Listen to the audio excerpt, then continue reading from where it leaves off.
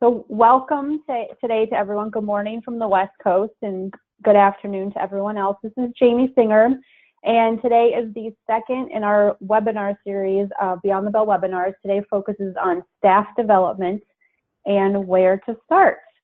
And you'll be hearing a lot from my esteemed colleague, Janet Levings, today. And really, I'm on just to do the intro piece, and then I will turn it over to Janet. So you'll mostly be hearing from her today. There's a little bit of information about Beyond the Bell for those who are not familiar with it. Basically, we're doing a webinar series. Every other month, we'll have a new webinar with a different topic throughout the year. And each webinar will feature one of the 96 tools from the toolkit. It will be our featured tool for those 2 months. So it's available for free download from our website starting today up until the day before our November webinar. And I'll be sending information out about how you can access the website and that featured tool as well. But basically, if you go to www.beyondthebell.org, you'll be able to find that information there. But I will send it out afterwards, so don't feel like you have to capture that right now. We are recording today's webinar and all of the webinars in the series. So if you did miss the first one, which focused on youth development, you can find that it is archived on YouTube. I'll send information out about that as well. We have a YouTube channel, and then all future webinars will be captured on the YouTube channel as well. So please feel free to access those and let us know what you think. We'll be sending out a survey after this webinar. We would love to hear your thoughts about things you liked, things that you would like to see improved as we do embark on the remainder of our webinars. So I will now go ahead and turn it over to Janet, and she'll be talking to you about staff development and where to start. Great, thanks, Jamie. Hey, good day, everybody. This is Janet Levings, and I would like to be talking, today we're going to be introducing and focusing on our professional development plan tool, which is tool number 23 out of our 96 tools, as Jamie mentioned, in our toolkit. Today we're going to be starting off with identifying goals for our youth, then looking at effective qualities of after-school staff, and finally we will be looking at the professional development planning tool. And before we introduce the tool, we really wanted to review some foundational information that supports professional development planning. So that's why we're going to be looking at identifying goals that we may have for our youth and what effective qualities of after-school staff look like.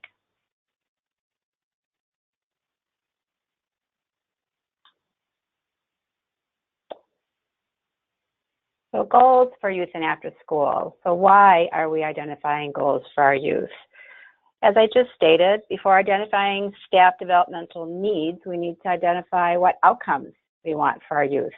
Then we can identify what qualities we should look for from our staff to support those outcomes.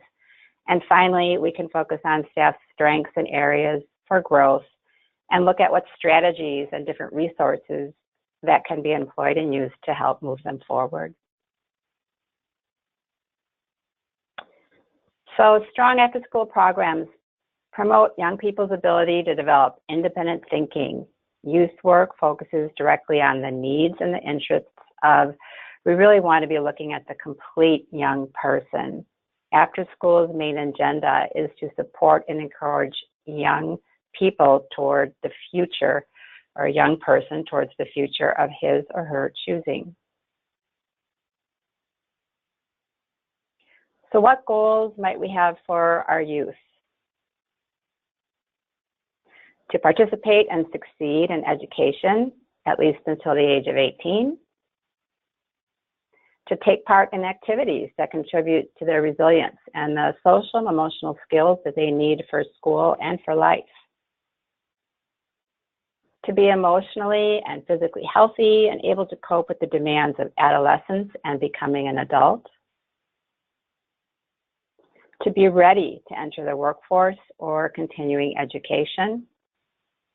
And ultimately, we would like them to make a real contribution to society.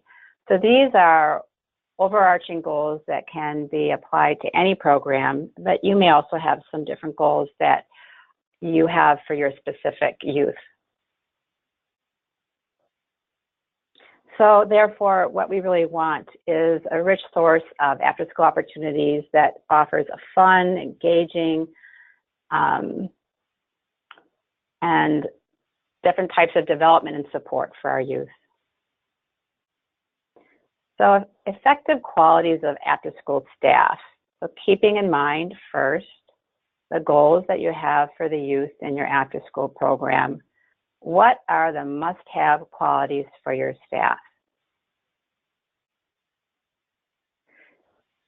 We've, of course, put some together for you. And effective qualities of after-school staff can include, and this isn't all-inclusive, but these are some of the basic qualities that you would probably be looking for, that your staff would engage and support all youth in the program, that they would know and employ youth development principles, that they would plan program schedules or activities with intentionality, and finally, that they develop relationships with the community, school, and families. So what I'd like to do next is to break down these 4 specific areas into a little bit more detail. We're going to take a little deeper dive. So first, we're focusing on engages and supports all youth. So in this area, I'd like you to think about if your staff members always treat young people equally. Do they know the typical benchmarks for growth and development? Do they use knowledge to provide a program that identifies, celebrates, and builds on your youth strengths? With regards to employing youth development principles, do your staff members create a warm and welcoming environment? Do they always welcome the youth as they're coming into the program? Do they call the youth by name? Do they seem familiar with the youth, friendly with the youth, and ask them about what's happening at school and what's happening at home? Do your staff members know the name, as I said, of all the youth in the program? Are they building respectful, reciprocal relationships, not only among youth, but staff? Many ways that we can support youth development is through example. So how do your staff interact with each other? Do your staff provide opportunities for choice in activities?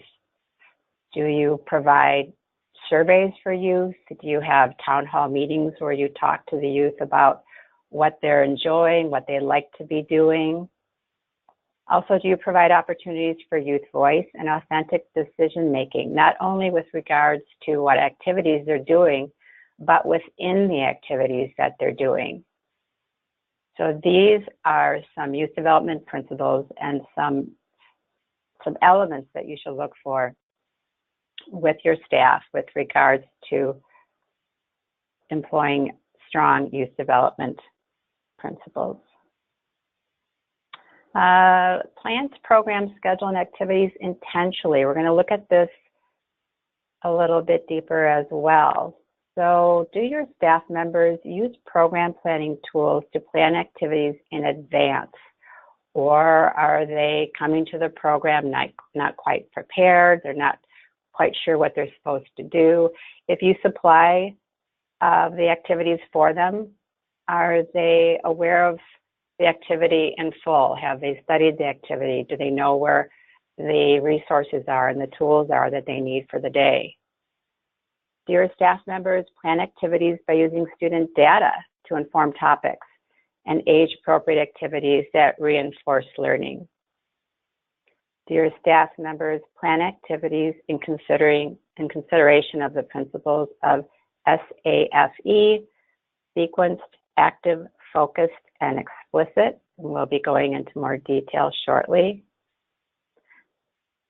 And do your staff members reflect on program and schedule activities to make improvements? How often do they reflect on their activities? Do they assess the activities they've done on a daily basis? Do they talk about it on a weekly basis? Do they write notes in their lesson plans with regards to what worked and what didn't? Do they survey the youth to find out how they enjoyed that activity?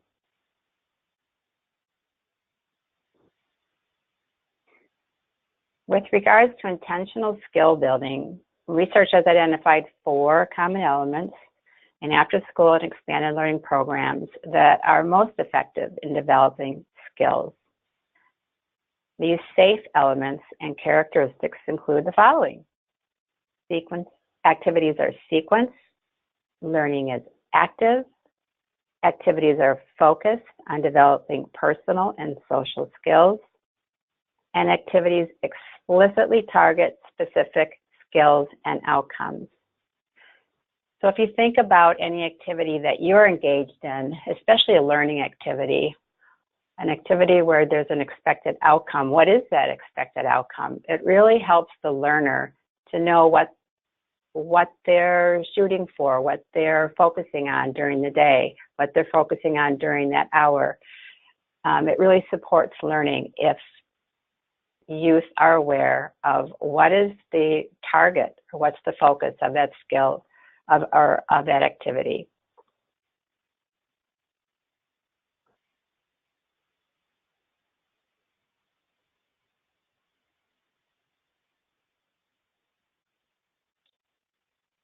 An intentional skill building, what are some of those skills that we're referring to? So this isn't all inclusive, but here are several of the skills that you might be looking to build for your youth. Social and emotional competencies. These include self-awareness, self-management, relationship skills, 21st century skills. These include critical thinking, global awareness and accountability, workforce employability. Are you looking to support your youth so that they're able to go out and apply for a job and interview for a job? Non-cognitive skills and factors such as flexibility, adaptability, and leadership. Habits of mind skills. These would include like higher order thinking, standards of math, mathematical practice, and capacities of a literate individual or literacy. Or resilience. Skills and elements such as grit, self-control, growth mindset. So this is quite a few skills on this page. And in any one activity, you may be focusing on a few skills. For instance, you may be focusing on academic support or using an academic enrichment activity. You may be trying to support their ability to comprehend literature by having them talk about, write about, act out something in a book. But during the course of that activity, you may also be wanting to focus on some social and emotional competencies with regards to self-management or relationship skills. So within your activities, what skills are you trying to build? And frequently, we may have a few. We may have academic, and we may have social emotional. We may have those non-cognitive skills. We're really trying to help our youth to be flexible. But it's really a good idea for you and your staff to think about when you're planning programming, when you're planning activities, to think about and also identify what skills you want to focus on during that activity and state it. All right, so we're getting back to the effective qualities of after-school staff in the area of developing relationships with community, school, and family. So in this area, we'd like you to think about, do your staff members interact frequently with stakeholders? And by stakeholders, we mean it could be school staff, family, people in the community, siblings of the youth in the program, anyone who has a stake in the program, parents for sure. Do your staff members create programming that provides opportunities for youth to engage with their community? Do you provide programming that involves service learning so that the youth are getting out into the community, supporting the community, and learning while they're doing it? Do your staff members share data? Do your staff members celebrate successes publicly? Do you have end of semester celebrations where you review what the youth have achieved and let them promote themselves and get up there and showcase what they've done. So let's think about the skills that you're looking for, and can we check the box? Which effective qualities and skills do your staff have? What do they possess? Where are the areas for growth? So when you're looking at your staff, think about, are they intentionally activity planning? Are they employing youth development principles? Are they engaging the youth in the program? And most importantly, what is important to you? What is important to you in your program? What are the qualities you are looking for? What we've provided here are some overarching qualities that support all programs, but there may be some more specific qualities that, depending upon the youth in your program and the goals that you have for your program, you may want to see from your staff. So that's something that you would decide upon. But what do you want to see from your staff? So besides reviewing your youth workers' effective qualities, those that we have placed here, those that you have decided upon with your team and your own programs, how can you assess the needs of your staff? Well, ask them. Reaching out verbally or through a staff survey is another way leadership can find out the developmental needs of staff. You can have a town hall meeting with staff, put up chart paper, go ahead and have your staff use Post-its, write down things that they need support on. You can ask them for their strengths, ask them where they need some support, ask them where they would like to see improvement. So actually asking them, you can either do it in a group session or you can do it one-on-one with your staff, find out where they need support. All right, so we're finally getting to the professional development planning tool.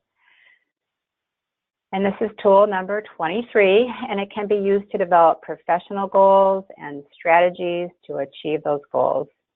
Staff members can reflect on their own goals and then work with leadership to complete the tool together, or program leadership can complete the tool and then review and revise it with staff. So there are a few different ways that you can use this tool. But let's take a look at the tool. So this is a little bit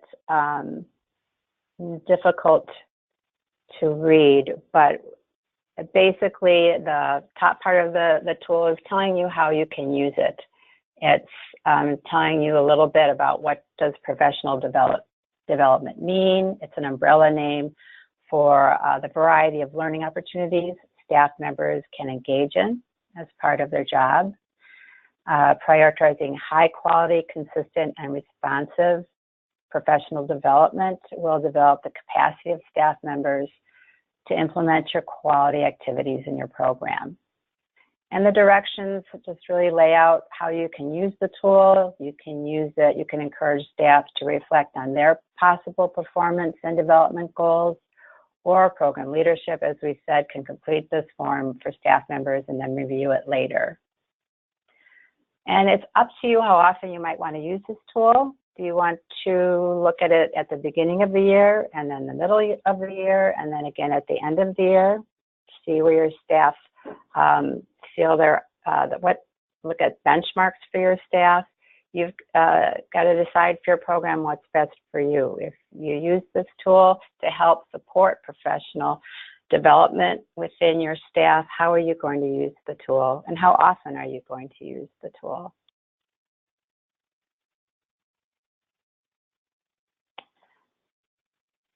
So the professional development plan tool is broken down into 4 separate columns: the what, the why, the how, and the when.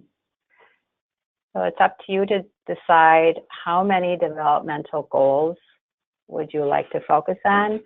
Typically, it's a good idea to look at 2 or 3. You don't want to have too many because it's a little too overwhelming. And then if you're going to be providing goals for your staff, you want it to be attainable, achievable, and within a time frame that's comfortable for them. There's a column for why, reasons for the goal. Why is this goal here? Why is it important? Why is it important to your program?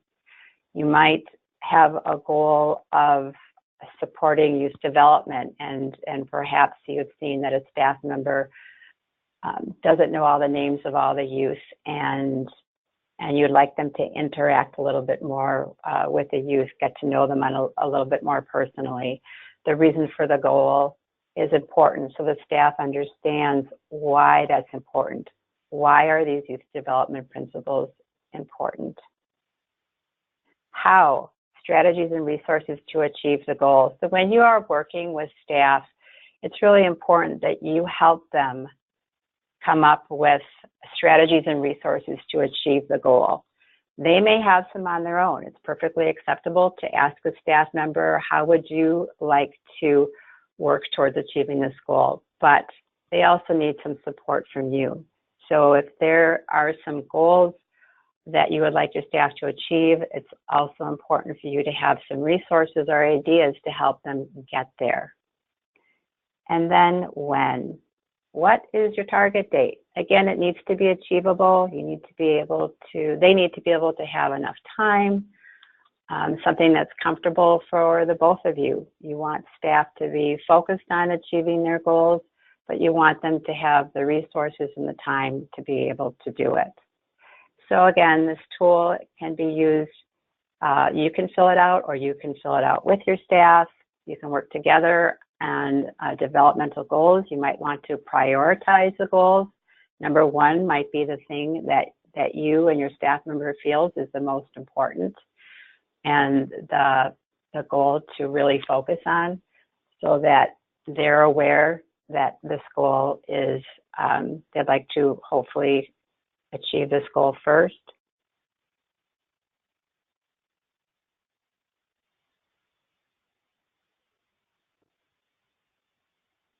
And then moving on, we're going to be looking at some strategies, examples of strategies to achieve those goals. So once you've worked with your staff and you've decided on the developmental goal and the reasons for the goal, as I stated, the strategies are important. It's important to have those in mind. It's important to have them on this form so that staff really have some, it's a guiding tools to help them get from A to B.